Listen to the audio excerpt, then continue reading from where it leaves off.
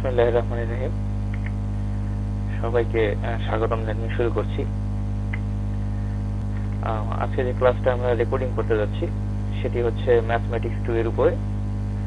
তো আমি মোহাম্মদ আরিফুর রহমান তন্ময়, বিভাগীয় প্রধান computer technology, TMSS polytechnic institute, রংপুরে বর্তমান কর্মরত আছি।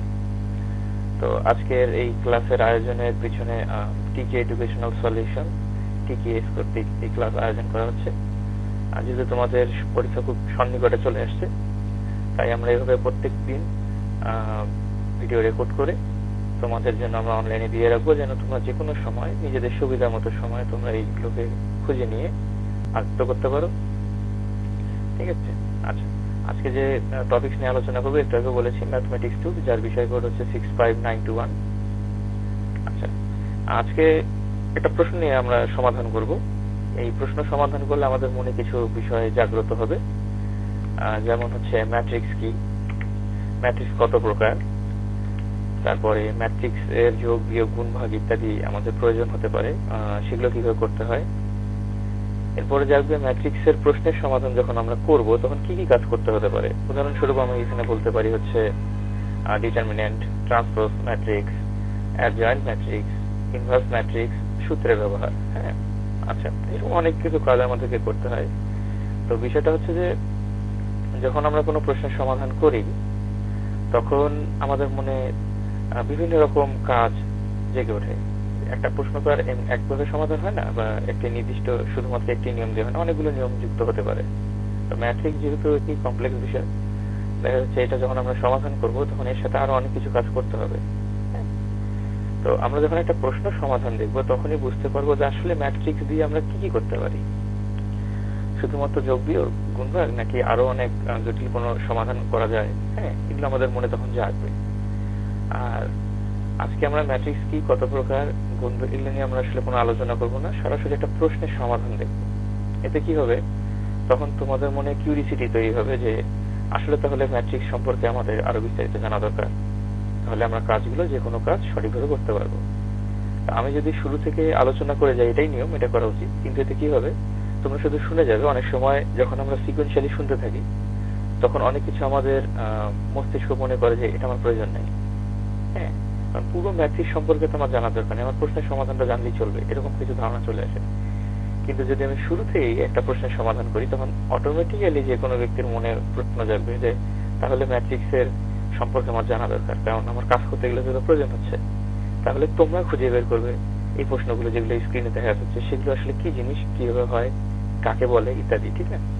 তা আমি বললে তোমরা শুধু শুনতে, কিন্তু এখন যেহেতু তোমাদেরকে খুঁজে বের করতে হবে, তোমরা অটোমেটিক্যালি নিজেরা পড়বে। নিজে থেকে যে জিনিসটি খুঁজে বের করা হয় মস্তিষ্ক সেটাকে অনেকবার রিড করে, যার কারণে তোমরা যে কোনো সময় অনেকদিন পর্যন্ত এটা মনে রাখতে পারবে। অর্থাৎ যদি তোমার কখনো মনে হয় যে এটার প্রশ্নের উত্তর কি হবে, তুমি অনেকদিন যাবত এটাকে উত্তর দিতে পারবে। আর যদি শুধুমাত্র জানার জন্য কেউ যদি তোমাকে কিছু বলে, এটা তোমার যদি মনে হয় যে না এটা আমার প্রয়োজন নাই, তাহলে ব্রেন করবে কি ওটা ডিলিট তো করবে না, কিন্তু এমন একটা জায়গায় রেখে দিবে সাধারণত তুমি চাইলেই সেটাকে মনে করতে পারবে না, হয়তো বা তোমাকে নোটপাতি খুলে দেখে তারপরে তোমাকে বলতে হবে। দেখো, এটা ব্রেনের এক্সেস মেথডের অনেক কাজ। তো আমরা একটু গভীরে যাব না, এগুলো নিয়ে অনেক কথা তোমাদের সাথে ক্লাসে বলা হয়েছে। তো আজকে আমরা একটা প্রশ্নের সমাধান করব। সেই প্রশ্নটি হচ্ছে যে ম্যাট্রিক্সের সাহায্যে সমাধান করো নিম্নে যে সমীকরণগুলো আছে সেগুলো। এখন এইরকম সমীকরণের সমাধান বলতে আসলে যেটা আমরা করি সেটা হচ্ছে এক্স ওয়াই জেড, অর্থাৎ যে ভ্যারিয়েবল গুলো এখানে ইউজ হয়েছে সেগুলোর আসলে একটা মান কি হবে। এই মানগুলো বের হলে বাম পাশের যে রাশিটা তৈরি হয়েছে সেটা ডান পাশের যে মান দেওয়া আছে সেটার সাথে মিলে যাবে। তো এটা অনেকভাবেই করা যায়। আজকে ম্যাট্রিক্সের সাহায্যে কিভাবে করতে হয় সেটা আমরা দেখব। তো আগেও বলেছি আমরা এই প্রশ্ন থেকে কি নির্ণয় করব, নির্ণয় করতে হবে এক্স ওয়াই জেড এর মান। আচ্ছা, আর আমাদের যে কাজগুলো করতে হবে সেটা হচ্ছে প্রথমে আমরা ডিটারমিনেন্ট বের করে নেব। ডিটারমিনেন্ট শুধুমাত্র ম্যাট্রিক্সেরই নয়, আমাদেরকে অ্যাডজয়েন্ট ম্যাট্রিক্সের জন্য আমরা ডিটারমিনেন্ট তৈরি করব। এই ডিটারমিনেন্টে আমরা যেটা করতে হবে ট্রান্সপোজ ম্যাট্রিক্স তৈরি করতে হবে, অর্থাৎ ডিটারমিনেন্ট তৈরি করার পরে ট্রান্সপোজ ম্যাট্রিক্স করতে হবে। ট্রান্সপোজ ম্যাট্রিক্স করার পরে যেটা আসবে সেটা হচ্ছে অ্যাডজয়েন্ট। আচ্ছা, এখানে একটু বলতে হয় যে ডিটারমিনেন্ট শুধু হচ্ছে একটি লাইনের উপর হয় আর ট্রান্সপোজ পুরোটার উপরে হয়। তো ডিটারমিনেন্ট বের করে প্রতিটা লাইনের ডিটারমিনেন্ট বের করার পরে যদি আমরা সেটাকে ট্রান্সপোজ করে দিই তাহলে অ্যাডজয়েন্ট হবে। ঠিক আছে, আচ্ছা এই বিষয় নিয়ে আমি পরবর্তীতে আরো বিস্তারিত বলছি। এরপর আমরা ইনভার্স ম্যাট্রিক্স নির্ণয় করে নেব, তাহলে আমরা সর্বশেষে গিয়ে আমরা XYZ এর মান নির্ণয় করতে সক্ষম হব। এই জন্য আমাদের দুইটা সূত্র ইউজ করতে হবে। একটা হচ্ছে ইনভার্স ম্যাট্রিক্সের সূত্র, যেখানে আমাদের অ্যাডজয়েন্ট ম্যাট্রিক্সের প্রয়োজন হবে এবং ডিটারমিনেন্টের মান প্রয়োজন হবে। ঠিক আছে, তো যদি আমরা পুরো যে ম্যাট্রিক্সটা ভেবে নিচ্ছি, ধরে নেব, সেটা যদি আমরা এ হিসেবে উল্লেখ করি, তাহলে অ্যাডজয়েন্ট এ অর্থাৎ যে ম্যাট্রিক্সটা আমরা একটু পরে বানাবো সেটা, আর ডিটারমিনেন্টের যে মানটা হবে সেটাও যেহেতু ওই ম্যাট্রিক্সের উপর, শুধু ডিটারমিনেন্ট হিসেবে নিচে দেখো দুটো বারের সাপেক্ষে মাঝখানে এ আছে। ঠিক আছে, আচ্ছা এরপরে আরেকটা সূত্র প্রয়োজন হবে, সেটি হচ্ছে x = a ইনভার্স l। হ্যাঁ, আচ্ছা আচ্ছা এই সূত্রের মাধ্যমে আমরা কি পাবো, আমরা ফাইনালি গিয়ে XYZ এর মান পাবো। এখানে দেখো এই দ্বিতীয় সূত্রের মধ্যে দেওয়া আছে হচ্ছে, আমার মাউসটা তোমরা দেখতে পাচ্ছ, দ্বিতীয় সূত্রের মধ্যে দেওয়া আছে হচ্ছে ইনভার্স ম্যাট্রিক্স। ঠিক আছে, এই ইনভার্স ম্যাট্রিক্সের জন্য আমাদের যে নির্ণয় করতে গেলে যেটা লাগে সেটা হচ্ছে অ্যাডজয়েন্ট ম্যাট্রিক্স এবং ডিটারমিনেন্ট। ঠিক আছে, এই জন্যই আমাদের প্রথমে এই কাজগুলো করে নিতে হবে। আর এল কি জিনিস সেটা আমি এখনই তোমাদেরকে বুঝিয়ে দিচ্ছি। সেটা হচ্ছে এখানে দেখো আমরা যে আমাদের প্রথম কাজটা হচ্ছে ডিটারমিনেন্ট নির্ণয় করা। তো নিম্নে যে সমীকরণটা দেখতে পাচ্ছি আমরা, সেখানে দেখো এখানে দুই ধরনের পার্ট, যেহেতু সমীকরণ বাম পাশে একটা ডান পাশে একটা। ঠিক না, এখান থেকে এই সমীকরণ থেকে আমরা ধরে নেব এখন ডিটারমিনেন্ট যেহেতু নির্ণয় করব, ডিটারমিনেন্ট হিসেবে উল্লেখ করতে গেলে আমার মাউসটা খেয়াল করো, এখানে হচ্ছে দুটো বারের মাঝখানে ম্যাট্রিক্স থাকবে। হ্যাঁ, যে ম্যাট্রিক্সটাকে আমরা এ হিসেবে উল্লেখ করছি। ঠিক আছে, আচ্ছা এখন ম্যাট্রিক্সটা কোনটা হবে, ম্যাট্রিক্সটা হচ্ছে আমাদের এই সমীকরণগুলোর বাম পাশে যে মানগুলো আছে বা রাশিটা আছে সেখান থেকে XYZ তুলে দেব, চিহ্ন সহ সংখ্যাগুলোকে শুধু আমরা বসিয়ে নেব। দেখো কিন্তু এখানে ম্যাট্রিক্স সাধারণত থার্ড ব্র্যাকেটে উল্লেখ করা হয়, আমরা এখানে বার রেখেছি, এর অর্থ হচ্ছে এটা ডিটারমিনেন্ট বের হবে। আচ্ছা, অথবা নির্ধারক একটা মান বের হবে। ডিটারমিনেন্টের বাংলা শব্দ হচ্ছে নির্ধারক। তাহলে ডান পাশের এই রাশিটার কি হবে, 1 10 3। ঠিক আছে, এই 1 10 3 হচ্ছে আমার দ্বিতীয় সূত্র যে এল, একটু আগে যেটা বলেছিলাম, যেটা আমরা বলতেছি সেটা। ঠিক আছে, এটাকে যদি আমরা ম্যাট্রিক্স আকারে প্রকাশ করি তাহলে এটা এই এল কে নির্দেশ করবে। ঠিক আছে, আমরা কি পাইলাম, আমরা এখানে XYZ তুলে দিয়ে আমরা একটা ম্যাট্রিক্স পেলাম, যেটার আমরা এখন ডিটারমিনেন্ট নির্ণয় করতে হবে। আর এখানে যে ডান পাশে যে আমাদের তিনটা মান আছে, এটাকে আমরা ম্যাট্রিক্স আকারে ধরে নিয়ে এল হিসেবে উল্লেখ করব, যেটা আমার প্রশ্নের সর্বশেষ অংশে প্রয়োজন হবে। ঠিক আছে, তো তাহলে আমরা ডিটারমিনেন্ট নির্ণয়ের কাজ শুরু করে দিই। তাহলে এটা হচ্ছে আমার ম্যাট্রিক্স। এখানে আরেকটা জিনিস আমাকে জানতে হবে, প্রত্যেকটা ম্যাট্রিক্সে আমরা নির্ণায়কেও দেখেছি, এখানেও দেখব, প্রত্যেকটা ম্যাট্রিক্সের প্রত্যেকটা এলিমেন্টের একটা নির্দিষ্ট নাম আছে। এখন মনে রাখার সুবিধার্থে আমরা দুইভাবে বলতে পারি, প্রথম লাইনের প্রথম উপাদান, প্রথম লাইনের দ্বিতীয় উপাদান, প্রথম লাইনের তৃতীয় উপাদান। কিন্তু নিয়মটা হচ্ছে কলাম আর রো হিসেবে বলা। প্রথম লাইনের প্রথম, প্রথম লাইনের দ্বিতীয়, প্রথম লাইনের তৃতীয়, দ্বিতীয় লাইনের প্রথম, দ্বিতীয় লাইনের দ্বিতীয়, দ্বিতীয় লাইনের তৃতীয়। এটা আসলে নিয়ম নয়, নিয়মটা হচ্ছে প্রথম রো এর প্রথম কলামের একটা উপাদান, প্রথম রো এর দ্বিতীয় কলাম, প্রথম রো এর তৃতীয় কলাম, দ্বিতীয় রো এর প্রথম কলাম, দ্বিতীয় রো এর দ্বিতীয় কলাম, দ্বিতীয় রো এর তৃতীয় কলাম।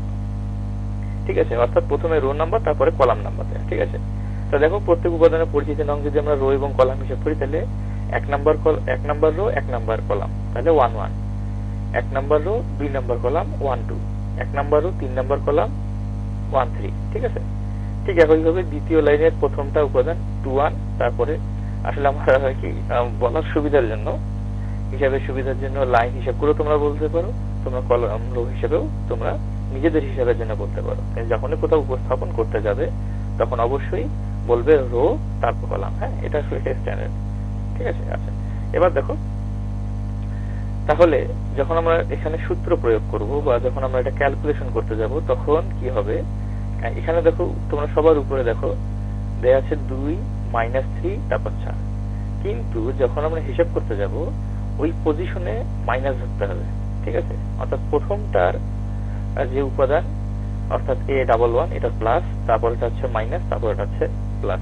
দ্বিতীয় লাইনে সেটা উল্টে যাবে, মাইনাস প্লাস মাইনাস। তৃতীয় লাইনে গিয়ে আবার উল্টা যাবে, প্লাস মাইনাস প্লাস। এখন যদি কোনো কারণে কোনো উপাদানের মান, যেমন এখানে দেওয়া আছে -3 -5 -7, হ্যাঁ আমার মাসটা খেয়াল করে দেখতে পারবো, সেই সব পজিশনে কিন্তু আবার যখন আমরা হিসাবের জন্য করব তখন সূত্র হিসেবে বাহিরে মাইনাস ধরতে হবে। এখানে যদি -3 না থেকে শুধুমাত্র 3 থাকতো, কিন্তু যখন আমরা হিসাব করব তখন মাইনাস ধরে নিতে হবে।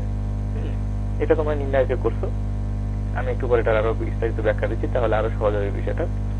তো দেখো, এবার আমরা ডিটারমিনেন্ট নির্ণয় করতে যাব। ডিটারমিনেন্ট নির্ণয় করতে গেলে আমরা শুরুতে বলেছি যে আমাদের এর আগের স্লাইডে যে আমরা এই যে ডান পাশে খেয়াল করো, সূত্র হিসাবে আমরা যে চিহ্ন ব্যবহার করব, সেই চিহ্নটি এখন আমরা কিভাবে প্রয়োগ করব সেটা দেখছি। তাহলে ডিটারমিনেন্ট যখন আমরা শুধুমাত্র ডিটারমিনেন্ট নির্ণয় করতে যাব, তখন শুধু প্রথম লাইনের ডিটারমিনেন্টের মান নির্ণয় করলেই আমাদের চলবে। হ্যাঁ, প্রথম লাইনে ডিটারমিনেন্টের মান বলতে বোঝায় প্রত্যেকটি উপাদানের সহগুণক নির্ণয়।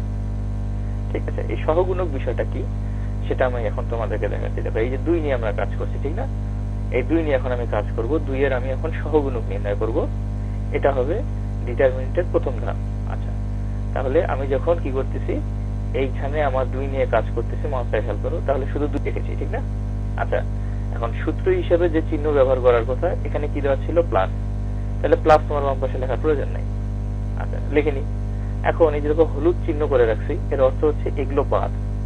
অর্থাৎ 2 যখন নিয়ে আমি কাজ করব, তখন ডানে বায়ের এবং উপর নিচের, অর্থাৎ রো এবং কলাম বাদ হয়ে যাবে, বাদ বাকি যেগুলো থাকবে সেগুলো নিয়ে আমার কাজ। ঠিক আছে?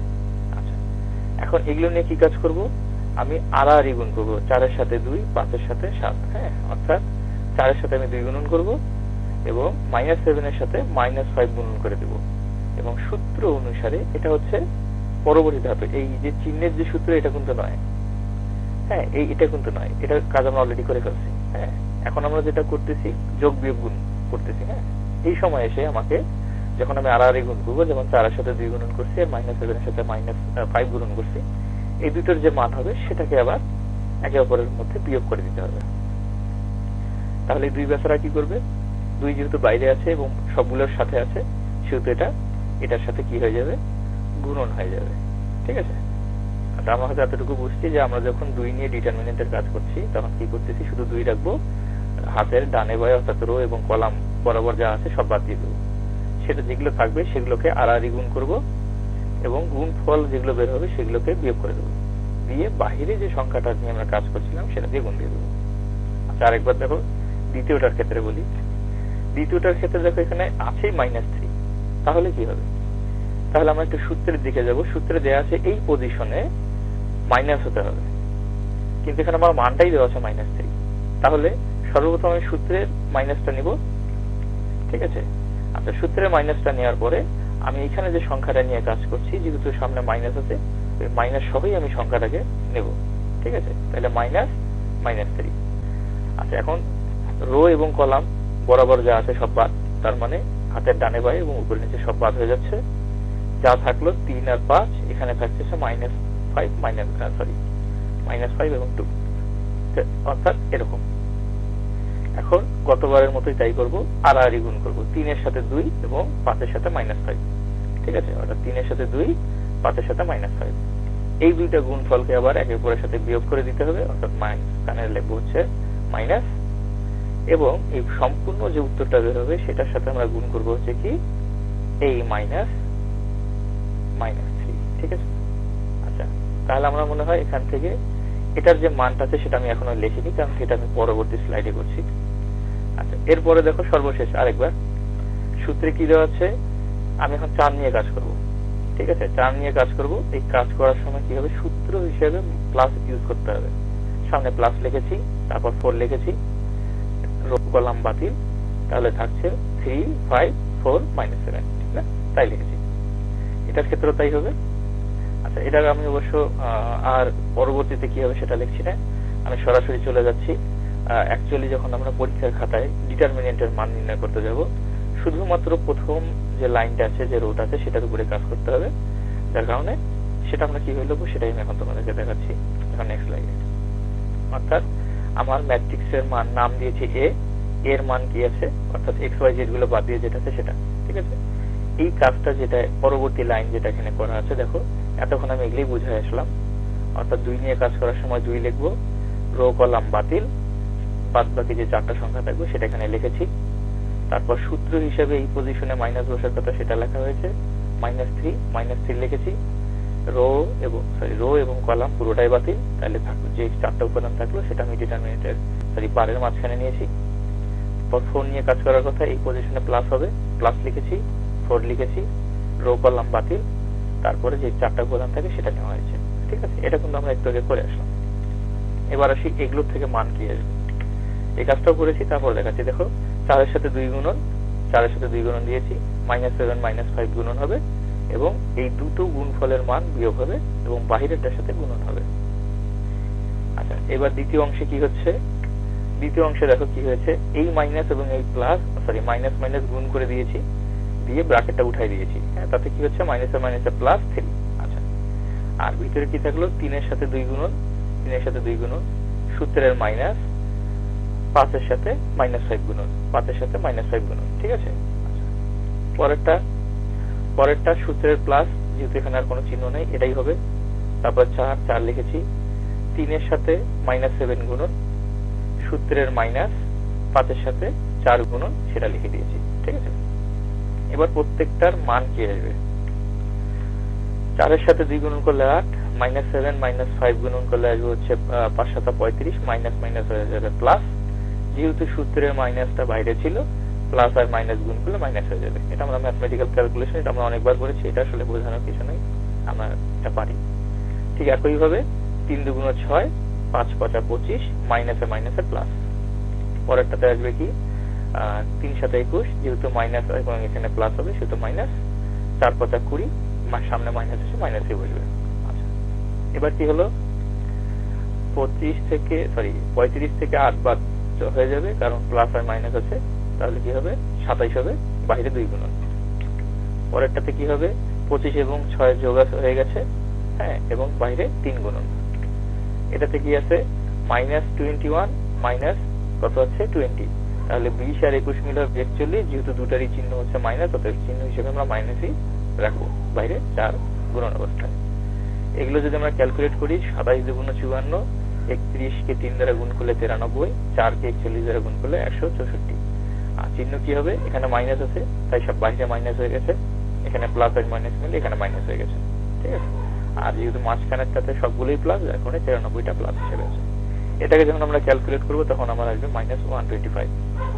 ঠিক আছে, আর এটাই হচ্ছে আমাদের ডিটারমিনেন্ট। ঠিক আছে, আমরা ইনভার্স ম্যাট্রিক্স বের করার সময় যে ডিটারমিনেন্ট ইউজ করতে হবে সূত্রে, সেটাই হচ্ছে এই ডিটারমিনেন্ট। ঠিক আছে, এরপরে এটা আমাদের প্রথম ধাপ শেষ। এবার আসলাম আমরা দ্বিতীয় ধাপ। দ্বিতীয় ধাপে কি করতে হবে, অ্যাডজয়েন্ট ম্যাট্রিক্স নির্ণয় করতে হবে।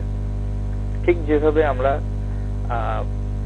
ডিটারমিনেন্ট একটু আগে নির্ণয় করলাম এই পদ্ধতি, একই পদ্ধতিতে আমরা প্রত্যেকটা উপাদান, এখানে যতগুলো উপাদান আছে, এখানে প্রায় 9টা উপাদান আছে এই ম্যাট্রিক্সে, এই 9টা উপাদানের আমরা প্রত্যেকটা পজিশন অনুসারে সহগুণক নির্ণয় করব। করার পর যে মানটা আসবে সেটাকে আমরা ট্রান্সপোজে চেঞ্জ করে নেব, তারপরে আমরা কি পাবো, অ্যাডজয়েন্ট পাবো। এখানে একটু আগে আমি বলেছিলাম, যখন তুমি সহগুণক নির্ণয় করে, অর্থাৎ এই একটু খেয়াল করি, এই কাজগুলো করে, এখানে যে কাজগুলো করেছি, এই কাজগুলো করার পরে তুমি যখন ট্রান্সপোজ করবা তখন সেটাকে অ্যাডজয়েন্ট বলা হবে। কিন্তু শুধুমাত্র যেমন এইখানে যে ম্যাট্রিক্সটা দেখতে পাচ্ছি আমরা, এই পরেরটাতে দেখো, এটা একটা ম্যাট্রিক্স, এই ম্যাট্রিক্স হিসেবে আমরা এটাকে উল্লেখ করেছি। এই ম্যাট্রিক্সের মান যদি শুধু আমি সারিগুলোকে কলাম এবং কলামগুলোকে সারি বানাই, অর্থাৎ ধরে নাও এখানে দেয়া আছে কি 2 3 5, আমার মাউসটা খেয়াল করো, 2 3 5 আছে, এটাকে যদি আমি ডানে বায়ে লিখি, 2 এখানে 3 হবে, এখানে 5 হবে, এই কাজটা করাকে বলে ট্রান্সপোজ। হ্যাঁ, তো শুধুমাত্র একটা ম্যাট্রিক্সকে যদি আমি কাজ করি, এই ম্যাট্রিক্সটাকে যদি চেঞ্জ করে দিই তাহলে হবে ট্রান্সপোজ ম্যাট্রিক্স। কিন্তু যদি আমি এই পেজের মতো করে নির্ণয় করার পরে যে ম্যাট্রিক্সটা আমি বানাবো, ঠিক আছে, সেটাকে যদি আমি ট্রান্সপোজ করি তাহলে সেটা হয়ে যাবে অ্যাডজয়েন্ট ম্যাট্রিক্স। আচ্ছা, খেয়াল করো, এখানে আমাদের তাহলে প্রত্যেকটা পজিশন নাম্বার দরকার, কারণ পজিশন নাম্বার অনুসারে আমি সহগুণক নির্ণয় করব।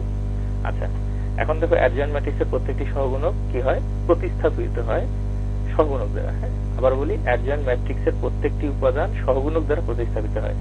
মানে এই A11, এই যে এখানে যেটা থাকবে সেটার যখন আমি সহগুণক নির্ণয় করব তখন ওই মানটা আমি এখানে বসাবো, তাহলে যেটা মান বের হলো সেটা আমি এখানে বসাচ্ছি। এই জন্যই বলা হচ্ছে সহগুণকের যে মানটা বের হলো সেটা প্রতিস্থাপিত হচ্ছে উপাদানের সাথে। ঠিক আছে, এটা একটা উপাদান, A11 একটা উপাদান, এটার যে সহগুণক নির্ণয় করে আমরা বের করবো সেটা এখানে বসাবো। A12 এটা একটা উপাদান, এটার যে সহগুণক বের হবে সেটা আমরা এখানে বসিয়ে দিব। ঠিক আছে, অবশ্যই পূর্বের মতো ডিটারমিনেন্টের মতো এখানে কি করতে হবে, এই সূত্রের চিহ্নগুলো ব্যবহার করতে হবে। ঠিক আছে, আচ্ছা পুরো প্রক্রিয়াটি আমরা এখন করব। দ্বিতীয় ধাপে আসি আমরা। দেখো আমরা 2 নিয়ে কাজ করবো, ঠিক না? ডিটারমিনেন্টের আগে আমরা শুধু একটা লাইনের বের করেছিলাম, এবার প্রত্যেকটা লাইনের প্রত্যেকটা উপাদানের বের করতে হবে। এর জন্য আমরা পজিশন অনুসারে প্রথমে লিখবো কি A11, অর্থাৎ এই 2 এর আমরা সহগুণক নির্ণয় করছি। ঠিক একইভাবে সারি কলামে সবকিছু বাদ যাবে, বাকি উপাদানগুলো থাকবে। এখানে একটু খেয়াল করো, প্রথমবার ডিটারমিনেন্ট নির্ণয় করার সময় 2টা আমরা বাইরে লিখেছিলাম, এখানে 2 বাইরে আমরা লিখবো না, শুধু যে চিহ্নটা আছে সেটা মেনটেন করবো। ঠিক আছে, আচ্ছা খেয়াল করো। তাহলে পরবর্তীতে কি হবে, আচ্ছা এই লাইনটা লেখার পরে কিন্তু আমরা গুণ করছিলাম 4 এর সাথে 2, তারপরে আমরা সূত্রের বিয়োগ, তারপরে আমরা এই দুইটার গুণ করছি, ঠিক না?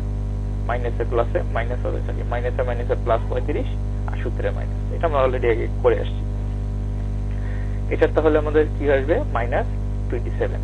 ঠিক আছে, তাহলে আমরা A11 অর্থাৎ প্রথম রো এর প্রথম কলামের যে মান আছে বা যে উপাদান আছে সেটার আমরা সহগুণক পেলাম কত, -27।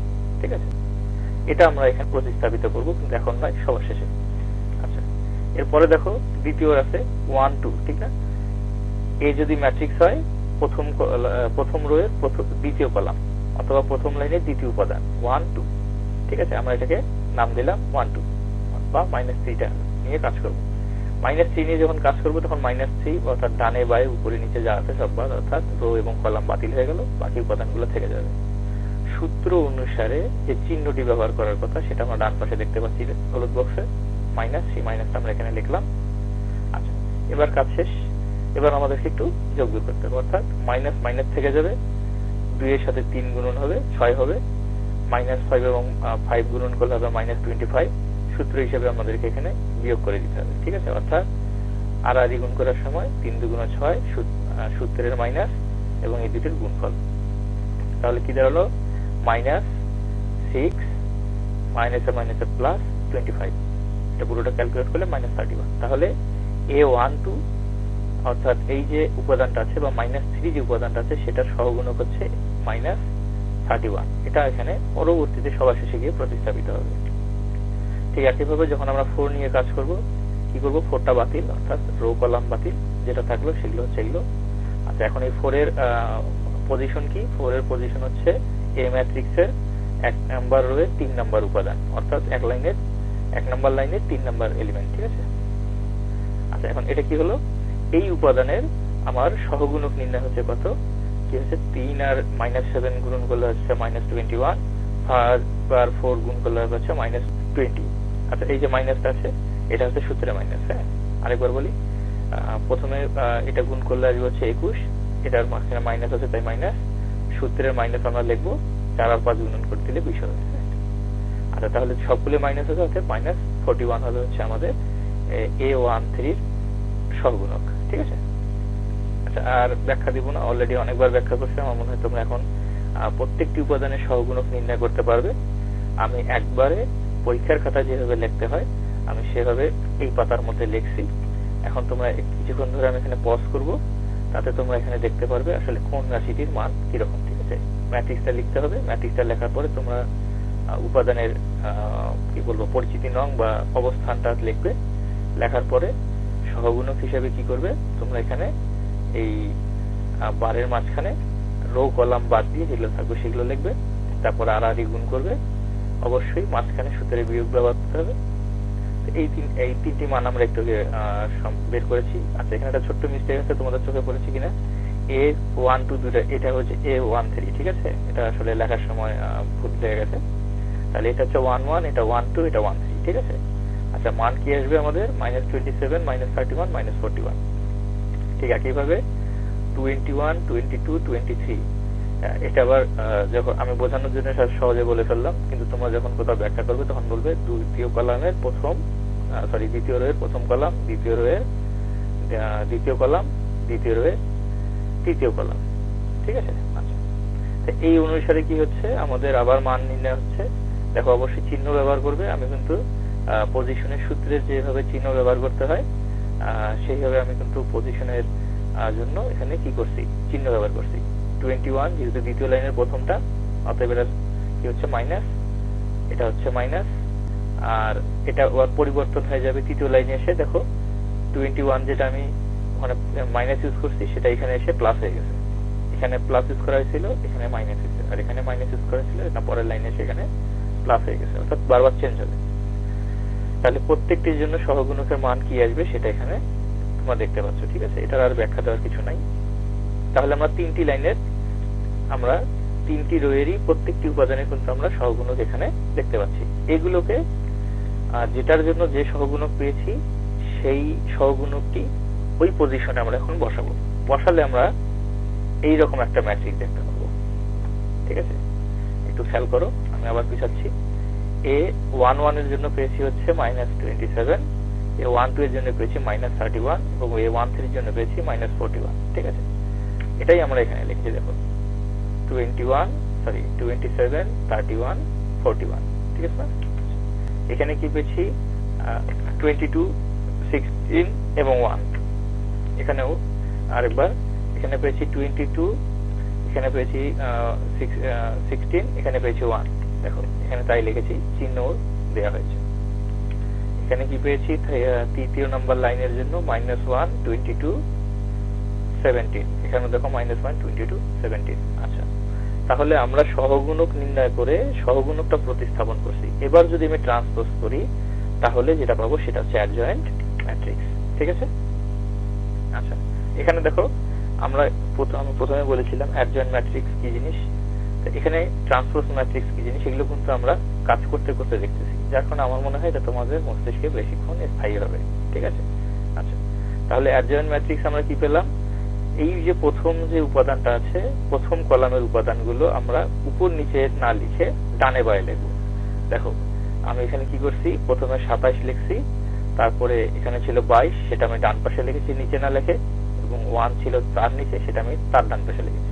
ঠিক আছে, অর্থাৎ এখানকার কলামটা রোয়ে লিখে দিয়েছি। এবার দ্বিতীয় কলামকে দ্বিতীয় রো বানাইছি, তৃতীয় কলামকে তৃতীয় রো বানানো হয়েছে। এই কাজটাই হচ্ছে ট্রান্সপোজ ম্যাট্রিক্স। ঠিক আছে, আচ্ছা তাহলে যেহেতু আমরা সহগুণক বের করে এটা বের করলাম, অর্থাৎ এটা অ্যাডজয়েন্ট ম্যাট্রিক্স হয়ে গেল। তাহলে আমি অ্যাডজয়েন্ট ম্যাট্রিক্স পাইছি, আমরা ডিটারমিনেন্ট বের করেছি। ঠিক আছে, দুটো বের হয়ে গেছে। তাহলে এই দুটোর মানের সাপেক্ষে আমাদের কি বের হবে, ইনভার্স ম্যাট্রিক্স বের হবে, যেটা আমাদের তৃতীয় ধাপ। আচ্ছা দেখো তৃতীয় ধাপে আমরা কি নিয়ে করছি, ইনভার্স ম্যাট্রিক্স। ইনভার্স ম্যাট্রিক্সে কি করতেছি, এই সূত্রটাকে একটু সাজানো যায়। কারণ কি, যখন আমি অ্যাডজয়েন্ট ম্যাট্রিক্সটা লিখতে যাবো, এটা ম্যাট্রিক্সকে ভাগ চিহ্ন দিয়ে নিচে আবার একটা মান লেখার থেকে এইভাবে লিখতে গেলে সুবিধা হবে। ঠিক আছে, আচ্ছা এইভাবে যখন আমরা লিখবো তখন কি হবে, 1 এটা চলে আসলো, অর্থাৎ যখনই কোনো পূর্ণ সংখ্যা কোনো ভগ্নাংশের সাথে কোন অবস্থা থাকে তখন সেটা উপরে গুণ হয়। অর্থাৎ এই যে অ্যাডজয়েন্ট এ লিখছি, অর্থাৎ এর আগে আমরা যেটা নির্ণয় করলাম যে ম্যাট্রিক্সটা, সেটা যে অ্যাডজয়েন্টের মান, সেই মানটা কি হবে, এই একের সাথে গুণন হয়ে যাবে, উপরে চলে যাবে। ঠিক আছে, আচ্ছা এখন এখানে যদি আমি মান বসাই তাহলে প্রথমটা কি আছে, ইনভার্স ম্যাট্রিক্সের জন্য দেখো আমরা অ্যাডজয়েন্টের ডিটারমিনেন্টে যে মানটা বের করেছিলাম সেটা, হ্যাঁ এবার আমরা অ্যাডজয়েন্ট এ অর্থাৎ ওই ম্যাট্রিক্সটার যে অ্যাডজয়েন্ট মান নির্ণয় করেছিলাম সেটা আমরা এখানে উল্লেখ করে দিলাম। ঠিক আছে, এখান থেকে এখন আমাদের বের হবে হচ্ছে আমাদের সর্বশেষ যে সূত্র, 2 নম্বর সূত্রটা ছিল, আমরা সেখানে কিন্তু সবার প্রথমেই আমরা এল পেয়ে গেছিলাম। এবার আমরা ইনভার্স ম্যাট্রিক্সের মানও পেয়ে গেলাম। ঠিক আছে, অর্থাৎ আমাদের 4 স্টেপ, সর্বশেষ স্টেপ যেখানে আমরা এক্স ওয়াই জেড এর মান নির্ণয় করতে পারবো, আর সেটা সূত্র হচ্ছে x কি হচ্ছে তোমার ইনভার্স ম্যাট্রিক্স এবং এল এর মান। তাহলে ইনভার্স ম্যাট্রিক্সের মান কি ছিল এটা, এবং এল এর মান আমরা সবার প্রথমেই বের করে রেখেছিলাম ওই যে আমাদের ডান পাশের যে রাশিগুলো ছিল 1, 10 এবং 3, সেটা তো সূত্র অনুসারে এটা আমাদের পাশাপাশি গুণন হয়ে যাবে। ঠিক আছে, আচ্ছা এবার আমাদের যেটা করণীয় দেখো, নেক্সট আমরা এখান থেকে কি করবো, সেকেন্ড লাইন, এখানে যেটা করতে হবে সেটা হচ্ছে আমাদের ডান পাশের যে রাশিটা আছে 3টা সংখ্যা, এই 3টা সংখ্যাকে করতে হবে কি, আমাদের প্রথম রো এর যে মানটা আছে, প্রথম যে রো হিসেবে যেটা আছে, অর্থাৎ প্রথম যে এলিমেন্ট আছে সেটা দিয়ে কি করব, প্রথম কলামকে গুণন, দ্বিতীয় যে এলিমেন্ট আছে সেটা আমাদেরকে দ্বিতীয় কলামে গুণন, তৃতীয় যে আমার রোটা আছে এলিমেন্টটা আছে সেটা দিয়ে আমার তৃতীয় কলামকে গুণন। এটা হচ্ছে তোমার ম্যাট্রিক্সের গুণের পদ্ধতি। আমি 3টা রাশিকে একটা রাশি দিয়ে একটা কলাম দিয়ে গুণ দিচ্ছি, সেটার সিস্টেম হলো কি, আবার বলি, তিনটা কলামকে একটা কলাম দিয়ে গুণ করছি। এটার পলিসি হচ্ছে প্রথম এলিমেন্ট দিয়ে প্রথম কলাম অর্থাৎ রো দিয়ে কলামকে গুণন। এটা একটা রো, এটা দ্বিতীয় কলামকে গুণন হচ্ছে, এটা একটা রো, এটা তৃতীয় কলামকে গুণ করা আছে। তাহলে মান কি আসবে? 1 দিয়ে যেটাকে গুণ করবা সেটাই হবে। 10 দিয়ে যখন তুমি মাঝখানে গুলোকে গুণ করছো তখন 10 গুণ হবে, অর্থাৎ 22 এর সাথে 10 গুণ করলে 220, 16 সালে 10 গুণ করলে 160, আর 1 এর সাথে 10 গুণ করলে 10। ঠিক আছে, এইভাবে 3 দিয়ে যখন শেষের কলামটাকে গুণ করা হয়েছে তখন -3, 22 এর সাথে গুণ করলে হবে হচ্ছে 66, এবং 17কে যখন 3 দিয়ে গুণ দেবো তখন হবে 51। ঠিক আছে, এই হয়ে গেল আমার এই ডান পাশের যে বর্তমানে 1 10 3 যে ম্যাট্রিক্স, সেটা বাতিল হয়ে গেল। এখন এইখানে যে মানগুলো আছে এটা নিজেদের মধ্যে রো অনুসারে কি হবে, যোগ বিয়োগ গুণ হবে, হওয়ার পরে একটা সর্বশেষ 8টা ম্যাট্রিক্স তৈরি হবে। সেটা কি দেখো, 27 থেকে 220 এবং 3 সবগুলোরই মান কি আছে, নেগেটিভ, অতএব একত্র হবে। তাহলে কি হলো, এখানে 250 হয়ে গেল, 250 হয়ে গেল। ঠিক আছে, এখানে খেয়াল করো 31 এবং 160 এটা হচ্ছে মাইনাস, তাহলে 66 হচ্ছে প্লাস চিহ্ন, তার এই দুটো একখানে হয়ে এখান থেকে বাদ হয়ে যাবে, এটা খুব স্বাভাবিক। এটার মান আসবে হচ্ছে 125। এখানে খেয়াল করো এই দুটো মিলে হয় মাইনাস, এবং এটাও মাইনাস, এই দুটোকে মিলে হয় হচ্ছে 51, এবং এখানেও আছে 51, তার মানে 0 হয়ে যাবে। ঠিক আছে, অর্থাৎ আমরা সবগুলো যোগ করলাম। মূলত এটা কি করলাম, ম্যাট্রিক্সের ভিতরের মানগুলো যোগ করলাম। একটা ম্যাট্রিক্সের সাথে আরেকটা ম্যাট্রিক্স কিন্তু যোগ নয়। তাহলে তোমাদের মনে এখন প্রশ্ন আসতে পারে ম্যাট্রিক্সের যোগ কি হবে, সেটা অন্যদিন দেখাবো।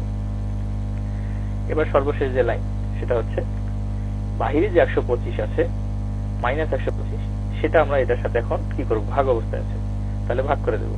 তাহলে 125 দিয়ে 250 ভাগ করলে আসবে হচ্ছে 2। এখানকার যে চিহ্ন, এখানেও তাই চিহ্ন, আমি এখন কোনো চিহ্নে হাত দিইনি। আচ্ছা, 125, এখানে 125, তাহলে হয়ে যাবে 1। 125 দিয়ে 0কে ভাগ করলে 0ই হবে। ঠিক আছে, এখন আমি চিহ্নটার কাজ করব। চিহ্ন যখন দেবো, দেখো এখানে মাইনাস, এখানে মাইনাস, তাহলে হয়ে যাবে প্লাস, এখানে মাইনাস, এখানে হবে মাইনাস, তাহলে হচ্ছে প্লাস। এখানে আমার মাইনাস, এখানে আছে হচ্ছে কিছুই নাই। মূলত হচ্ছে কি, আমি যখন কোন সংখ্যা থেকে 0 বিয়োগ দিব তখন কোনো কিছুই কি হবে না, 0 হবে না, বিয়োগ হবে না। সো ওটা প্লাস হোক কিংবা মাইনাস হোক, অ্যাকচুয়ালি 0-র লেখচিত্র অনুসারে 0-র কোনো কি হয় না, চিহ্ন হয় না। ঠিক আছে, তাহলে আমরা এটাকে প্লাস হিসেবে উল্লেখ করতে পারি। তাহলে আমাদের সর্বশেষ যেটা আসবে সেটাই হচ্ছে এরকম, অর্থাৎ যে আমরা কলামটা পেয়ে গেলাম সেটা হচ্ছে সিঙ্গেল কলাম 2 1 0।